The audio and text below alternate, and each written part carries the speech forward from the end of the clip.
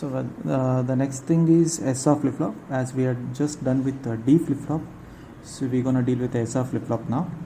So in the previous videos, you have gone through SR latch, right? I hope you people remember the table, like S is equal to R is equal to 0 means no state change, no change. S is equal to 1, R is equal to means set state, set Q is equal to 1 after clock edge. So before, in case of latches, we were not taking the clock, but in case of flip-flop, set Q to 1 after the active clock edge. After the clock edge occurs, then set Q to 1. So in case of latch, we were not considering the clock itself, we are just setting the Q to 1, set state. When S is equal to 0, R is equal to 1, reset state, right? Reset Q to 0 after active clock edge. After the clock occurs, then set the Q to 0. S is equal to 0, S is equal to R is equal to 1 means both S are 1 and 1 means not allowed. The input is not allowed. So we had a discussion regarding this in the previous videos, right? So this is how the SR flip-flop looks. X, R, Q and Q. This is a clock pulse. If there is a no bubble means it's a positive edge triggered clock flip-flop. If there is a no bubble here, so I call it as a positive edge triggered SR flip-flop. Okay.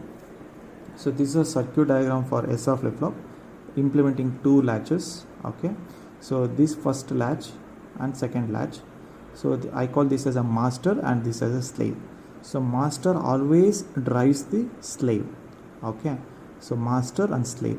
So the output of the master will be passed on to the slave. Then the final output will be produced. Always master rides the slave or master drives the slave. Okay. So this is as usual clock. In the previous there was like G1 and G2, we called it as a gate. Okay, so here similar types. So whenever the I have written a diagram here. So whenever clock is 0, so this gets 1. So if this gets 1 means clock is 0 means this part will be 0.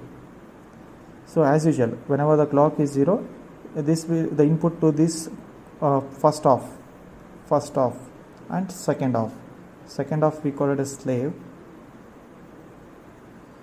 first off we call it as master.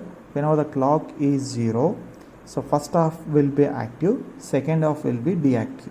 Okay, so whenever the clock is 1, first off will be deactive and the second off will be active. This is how it's going to work. Okay, so right now the clock is 0 means this NOT gate is going to convert to 1. Okay, so let me take S is equal to 0, R is equal to 0. First input, S is equal to 0, R is equal to 0. So what should be the output? No state, no changes. It should retain its previous state. That is what S is equal to 0, R is equal to 0, right? So 0 0 means 1 1 1 0. So 0 1 or 1 0 means in case of AND gate is 0 0. When S is equal to 0, R is equal to 0, P will be obviously 0. P bar will be obviously 1. Okay, this whole process will work when clock is 0.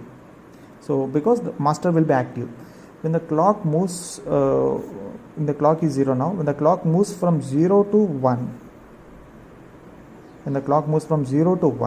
so this will be now 1. So 1 means this will get 0.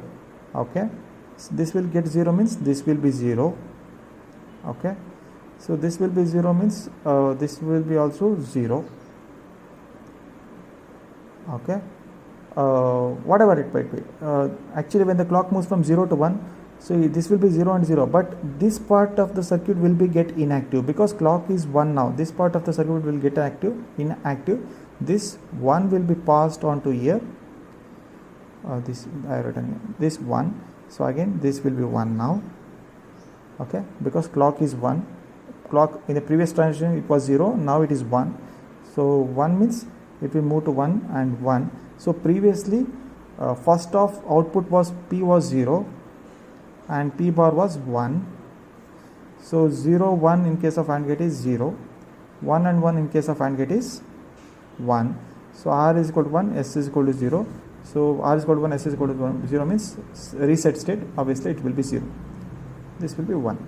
So it retains its previous state. Okay, so this is one thing. Okay, let me change again now. So once the clock moves into high state, the change of state will occur. This is positive state. When the clock moves from 0 to 1, so this Q will be affected like 0. The previous state was Q is equal to 0. So next, that is what the first thing, S is equal to 0, R is equal to 0, Q will be no state in the change. I mean that it retains its previous state, that's it. So now let me go with S is equal to 1, R is equal to 0. So now the clock is 0. Why 0? Because once it is moved to high state, again it has to come down, right?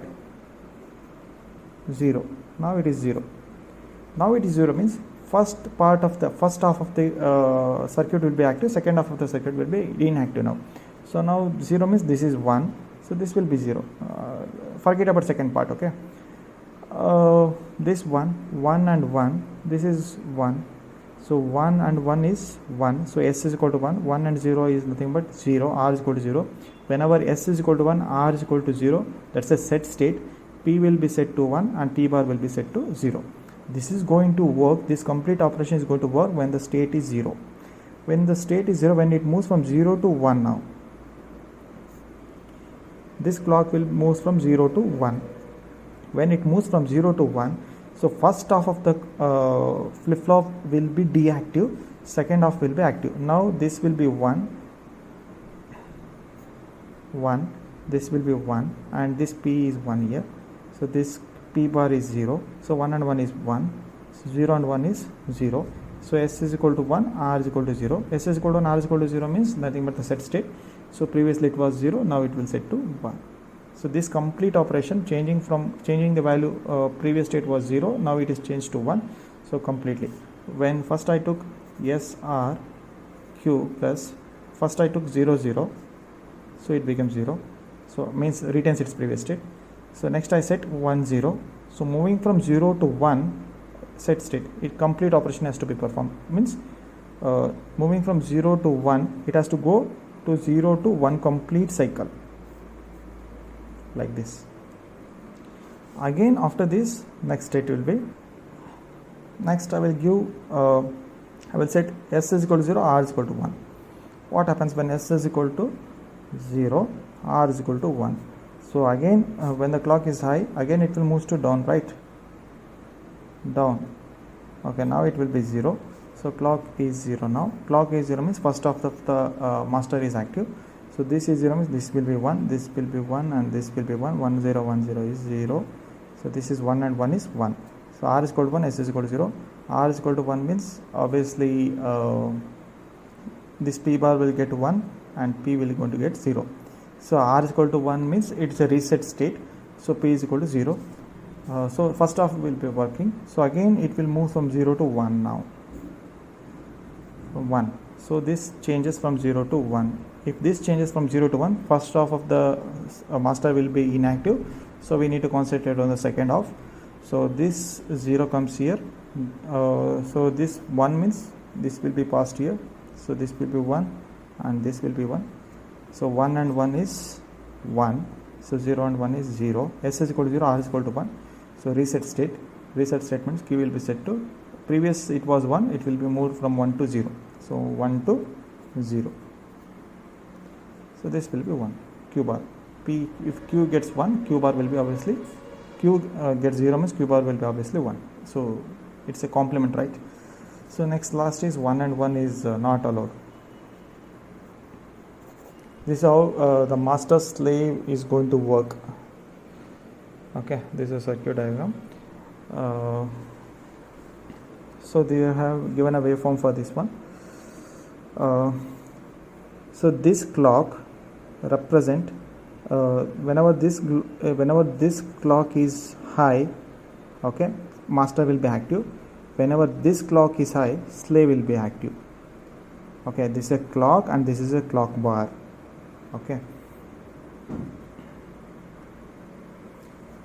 sorry, okay, I just told reverse. Whenever this clock is active, slave will be active. Whenever this clock is high, second clock, this is a clock bar, this is a clock, and when it comes here, this will be clock bar. So whenever the clock bar moves to high, master will gets active. Whenever the clock bar moves to low, clock will move to high. So this part of the slave will be active. this in short I can tell, this will active slave, this clock will active master. Okay, clock is high, so first half of the master is active.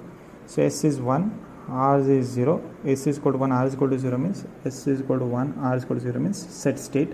So Q should be 1, but right now Q is not, it's not Q, P, because second half is active, right? P should be 1. So right now 1, but it has to change after the clock pulse. After the clock pulse occur, it will change to 1. So don't concentrate just below, concentrate on the next thing, because this state changes after the clock occurrence. After this clock occur, the change of state occurs. Next, clock is 0 now. So if this gets 0, if this will get active, if this gets active, slave will get active. Okay, so if slave will get active, the value of P will be passed on to the Q. What is the P value? P value is 1, it will be passed on to the Q, 1, like this. So again this will get to 0, this will get to 1. If this will get to 1, I mean this master, this clock gets 1, master will active. Look at the S is 0, R is 1. So S is 0, R is 1 means reset state. It will set P to 0. See, look at here, P to 0. So once, if this get active, this get low active. So look at this, the value of P will be passed on to Q, like this. Like this is going to work. This is more than 4 to 5 times this particular question has been asked in your examination. So master slave, they will explain the working of SR flip-flop and show its implementation. So you need to write this flip-flop, you need to write the table, you need to write the circuit diagram, you need to write this waveform, you need to explain the things which I am just telling everything. You need to explain these things. Next we will go with the JK flip-flop.